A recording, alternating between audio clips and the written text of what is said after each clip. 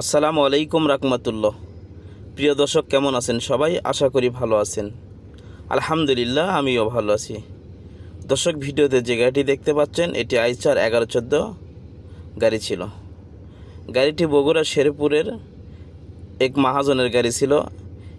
এর আগে আমি এই মাহাজনের আরও 3টি গাড়ির ভিডিও দিয়েছি, বিক্রি বিজ্ঞাপন দিয়েছি। এক্সকাভেটর ছিল একটি, আরেকটি আইচার গাড়ি ছিল, একটি হিনো গাড়ি ছিল। তবে এটি সহ মোট 3টি গাড়ি ওনার বিক্রি হয়ে গেল। আমাদের এমএসটিভি ইউটিউব চ্যানেলে ওনার গাড়ির বিক্রি বিজ্ঞাপন দেওয়ার পরে গাড়িগুলো বিক্রি হয়ে গেছে।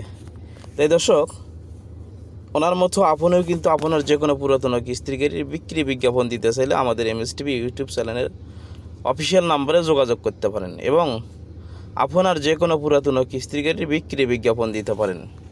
সেটি হতে পারে jack, truck, pick up, motorcycle, excavator, tractor.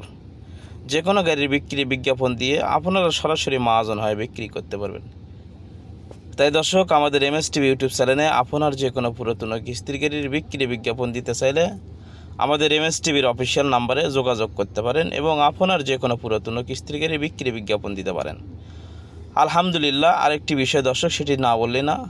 এ পর্যন্ত আমরা যতগুলো গাড়ির বিক্রি বিজ্ঞাপন দিয়েছি, ইনশাআল্লাহ অধিকাংশ গাড়ি বিক্রি হয়ে গিয়েছে।